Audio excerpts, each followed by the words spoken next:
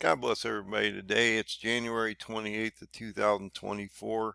I've got two articles I want to bring to you. But the first article I'm going to bring to your attention is tragic, and I had warned that this was going to escalate if we had loss of life on one of our bases from one of these attacks, and that has just occurred. We had 3 U.S. troops killed and 34 wounded from a one-way attack drone that basically had a huge lethal load on the drone, and when it hit this base, it was in like a barracks area. It killed 3 of our people and wounded 34 of them. So this is going to escalate this conflict, and we're going to have to do a retaliatory strike because we know Iran did it.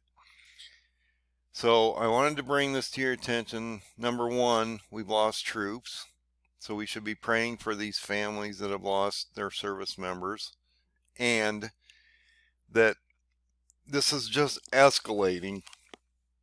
We should be very diligent in keeping up with all these things so we know exactly what's going on out here. Now, one of the problems that we've been talking about on this channel is they're not responding adequately to the attacks that have been going on since October 17th. We've had 150 attacks on our troops from these Iranian-backed militia, and they haven't done hardly anything. They've only attacked maybe a half dozen times, 8 times at the most, in retaliatory action to this, other than they're attacking the Houthis. So now we have men killed in the field, and we have all these people wounded, and a lot of people are being evacuated to Jordan and different care centers. And so right now they're all being teleported to these locations so that they can take care of our people. So we should be praying for these people to get there safely and to heal through these wounds, and hopefully there's not life-sustaining injuries and things like that. So I just wanted to make you aware of this. Of course, Joe Biden now is going to come and tell you how his heart is so heavy, and we're going to hold all those people responsible for his deficiency in not doing what he's required to, which is to show these people a strong hand. If you know anything about the Muslims or these radicalized groups over there, and they're not all about the Muslims, it's about the radicalized Muslims, okay? There's a lot of good Muslims out here, so don't get me wrong.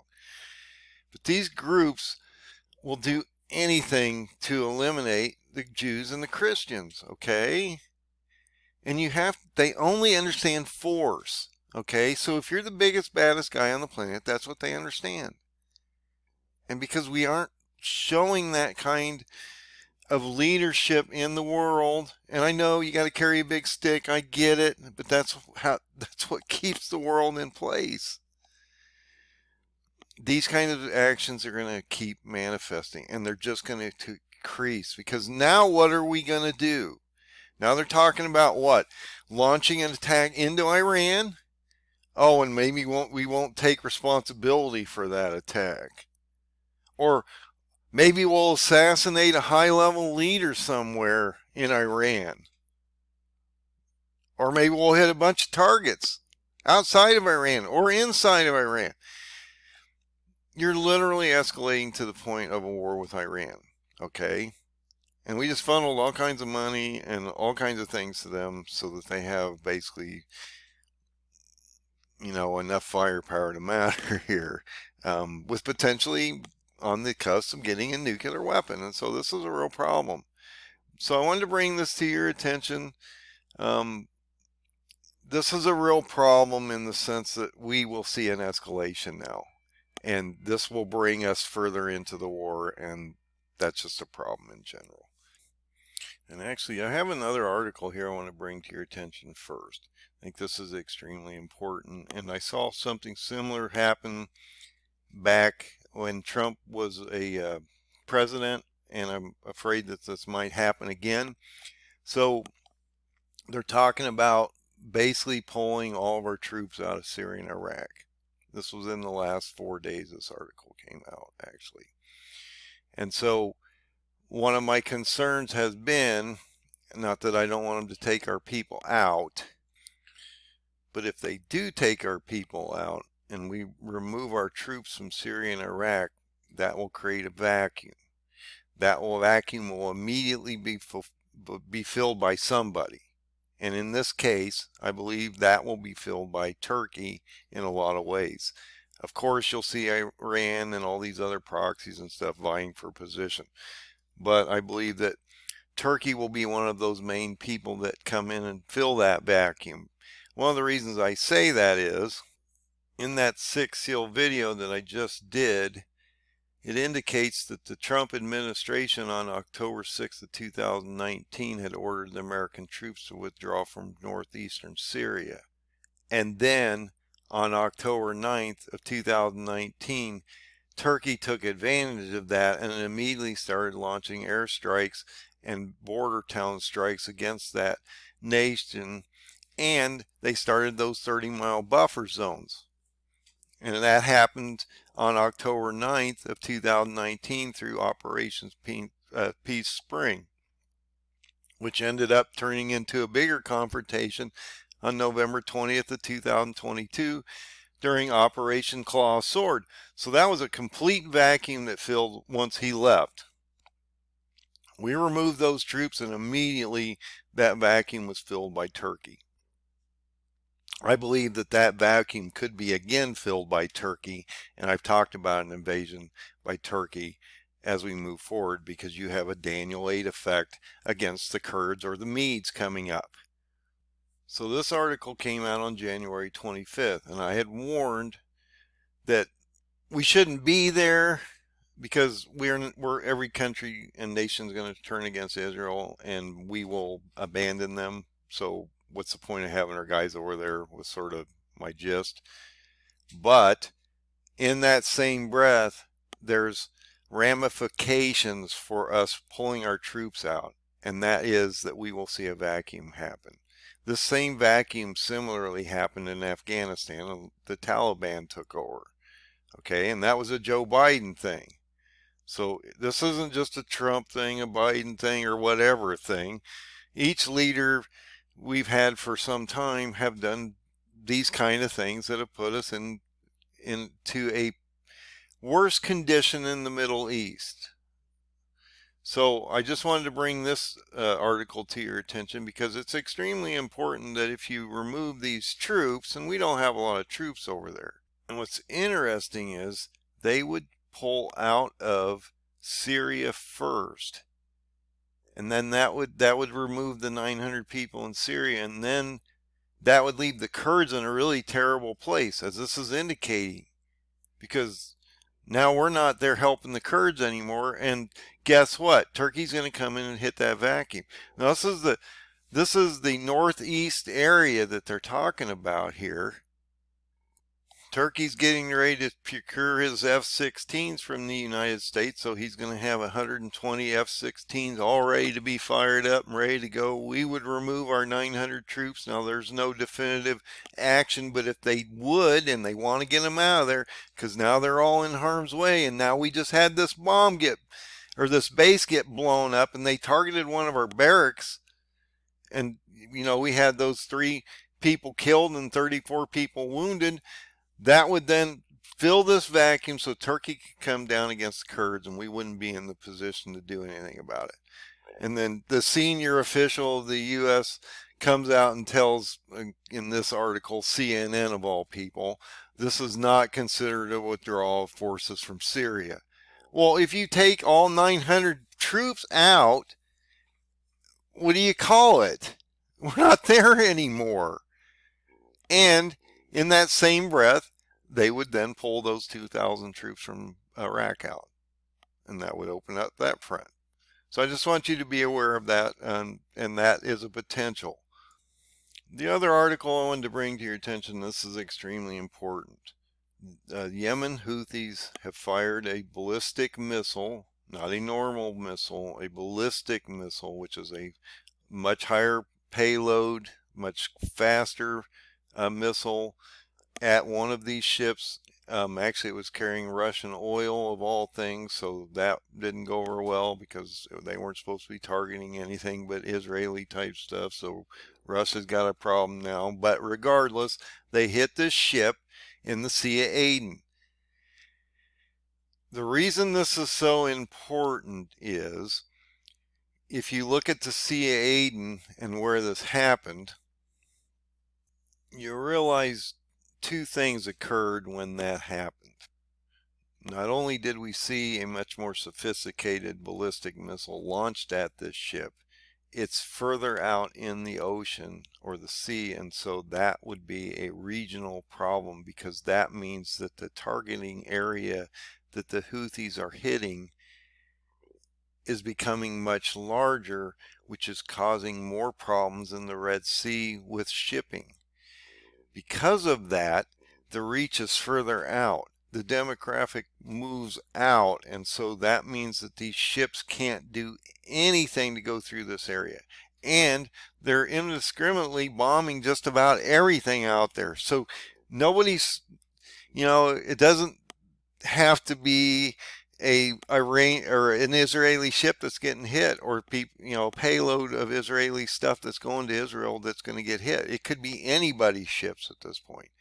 So this is a real problem as we move forward, and it has already raised oil. Brent oil is up over $85 a barrel. That's going to start to see fuel pump problems as we move forward, because when you go to the pump, you're starting to watch those prices move up. That's starting to hyperinflate everything, because that changes our dynamic of shipping. The other thing that I think is extremely important to think about here, I want you to think about what's happening, because you're going to start to see shortfalls on the shelves in front of you because of the delays that are happening around the globe right now, and they're expanding these shipping links out in the transportation times that it takes them to move the freight, and they're having to move it around things, and they're picking people to ship it to, because they're picking the ones that they want to ship it to. They might rather want to ship it to a place closer to them than the United States. Okay? And they're sort of boycotting us in Israel right now due to our actions over there. So, and China's potentially getting ready to go to war with Taiwan, which is going to cause us all kinds of problems. If that happens, if you have a disruptive issue like this, not only do your fuels go up, but you start to see shortfalls of all kinds of products on the shelves. So this has been going on for a few weeks now, and you're starting to see those shortfalls on the shelves already. I'm starting to get reports that Walmart can't find everything they need to stock, that certain things they can't get, or they're delayed due to the time lapse of the shipping that's occurring out here. And so in this article, I thought it was extremely important that not only are they talking about the delays from these attacks and all the pressure that's coming out of China, and China's slowing down, they're also, you have these shipping costs that are getting higher. If they'll actually insure these guys to go through certain areas at all anymore, and that a lot of these products are going to be pushed off for potentially a few months before you can see this stuff on the shelf again. So you have a certain supply in your warehouses right now. When those supplies run out and they can't get more, you're going to see shortfalls on your shelves. You're going to start to see all kinds of holes. I keep talking about how we get into February, March, and April, which is going to be extremely bad, especially if you have that Fed window shut on March 11th, that this could all start to radiate into a real nightmare on finding products and getting the things that you need. And so when these companies don't have the products, they're going to shelve other things on there to make it look like they're filling the shelves up with stuff that really you're going to look at it and go, why is that wasn't like that? Why do I have those kind of products here? Because they don't have the other stuff. So you're going to realize that not only is these huge shipping container charges that are being placed on these shipping companies, the insurance is extremely high because they don't want to insure these guys through certain areas. It takes longer to get the products around there. It also reduces the amount of shipping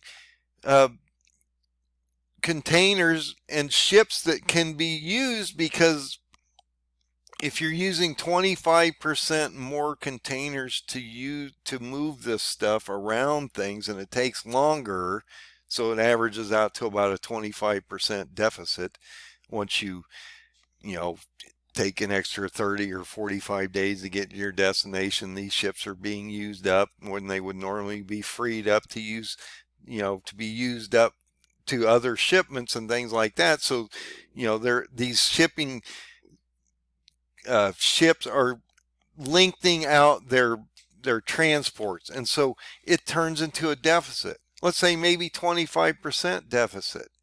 Well, you don't have a lot of extra containers out here and things that you can put ship. You only have so many ships out here, so you're having a shortfall in the actual ships because of the length of time and duration that they have to transport this stuff. So you have to think about that deficit out there too. What I'm saying is that by April, if this continues, which I don't see it letting up, and it's actually accelerating out here, you're not going to find certain products on the shelves here soon. A lot of stuff comes from China. If they go to war with Taiwan, 90% of your products won't be on the shelves anymore. It's just that simple. So maybe you need to go talk to your regional players out here, producers, people that grow vegetables and things, and produce, things like that around the area, that you can start to talk to them and use potentially regional players, because you may walk into the Walmarts and the stores around this area and not find your stuff anymore here soon. The other thing I want to bring to your attention is enjoy the products that you do have right now, because they may not be there very much longer. So, if you have comfort foods or things that you really enjoy, you might want to savor those a little more, because they might start to be in a shortfall here soon, and you might just not be able to get these types of things as we move forward. So your world's getting ready to change. February is going to start to hit, because now we're cycling into almost a month of these attacks in the Red Sea. And as you move through the next 2 or 3 months into April, as I've been talking, you potentially could see a real problem with the banks around the middle of March. You're going to start to see this disintegrate fairly soon. So I want to bring these things to your attention. But two things really happened. This attack with a ballistic missile in the Sea of Aden, which radiated out into a deeper portion of the Sea of Aden. So the demographic moved out. That means that it's harder to police all these areas. These are big bodies of water, okay? They can't have ships just everywhere. The other thing that happened is we had this attack on our base where we had 3 people killed and 34 people wounded, and this will escalate, and this will also affect the markets probably on Monday. I know it's affecting oil right now, so you maybe want to go out and fill your car up, because fuels are going to start moving up quickly if this continues. And if this really breaks, you'll watch oil double overnight. So God bless everybody. Have a great night. find the open door, find Jesus, be safe out there, and please put oil in your lamp. God bless.